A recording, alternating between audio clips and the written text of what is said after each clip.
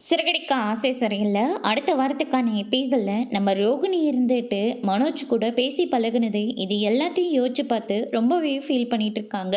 உன்னை நான் எந்த அளவுக்கு விரும்பினேன், ஆனால் நீ என்னடனா என்ன பற்றின விஷயம் தெரிஞ்சுக்கின உடனே என்னை வீட்டை விட்டே வெளியே துரத்திட்ட. அதுக்கு அடுத்து தான் என் ஃப்ரெண்டு வீட்லையா தங்கலான்னு போனால் அங்கேயும் என்னை தங்கவே விட மாட்டேங்கிறாங்க. ஏதோ என்னால் அவங்க குடும்பம் கெட்டு போயிடும்னு அவங்க நினச்சிக்கிட்டு இருக்காங்க. இப்படி என்னை யாரும் இல்லாத அனாதையை ஆக்கிட்டே அப்படின்னு சொல்லிட்டு ரோகிணி இருந்துட்டு ரொம்பவே வருத்தப்பட்டுட்டு இருக்காங்க. அதுக்கு அடுத்து தான் மீனா இருந்துட்டு மகேஷ்க்கு ஃபோன் பண்ணி ரோகிணி அங்கே வந்தாங்களா அப்படின்னு சொல்லிட்டு கேட்கவும், இல்லை இங்கே ரோகிணி வந்தாங்க, ஆனால் என் ஹஸ்பண்ட் இருந்துட்டு அவங்கள இங்கே தங்க வேண்டான்னு சொல்லிட்டாங்க.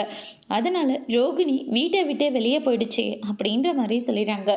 ஒருவேளை வித்யா வீட்டுக்கு அது போயிருக்காங்களா என்னன்னு கூட எனக்கு தெரியல அப்படின்ற மாதிரி சொன்ன உடனே வித்யாவுக்கு கால் பண்ணுறாங்க. வித்யா இருந்துட்டு இல்லை ரோகிணி இங்கே வந்துச்சு, ஆனால் முருகன் இருந்துட்டு முத்துக்கு துரோகம் பண்ணக்கூடாது அப்படின்னு சொல்லிட்டு அவங்கள இங்கேருந்து போக சொல்லிட்டாங்க. ரோகிணி எங்கே போயிருப்பானே எனக்கு தெரியல அப்படின்னு சொல்லிட்டு வித்யாவும் வந்து சொல்லிடுறாங்க. அதுக்கடுத்துதான் மீனா இருந்துட்டு, மாமா ரோகிணி எங்கே போனாங்கன்னே தெரியல, என்னதான் இருந்தாலையும் அவங்க நம்ம வீட்டு மருமகளா இந்த வீட்டில் அவங்க இருந்துட்டாங்க.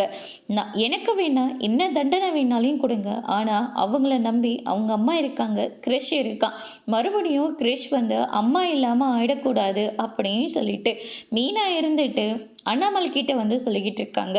விஜயா இருந்துட்டு உனக்கு எவ்வளோ தைரியம் இருந்தா அவளுக்கு சப்போர்ட் பண்ணி இந்த வீட்டில் பேசிட்டு இருப்பேன்னு சொல்லிட்டு ரொம்பவே கோவப்படுறாங்க. அதோட முடிச்சிருக்காங்க.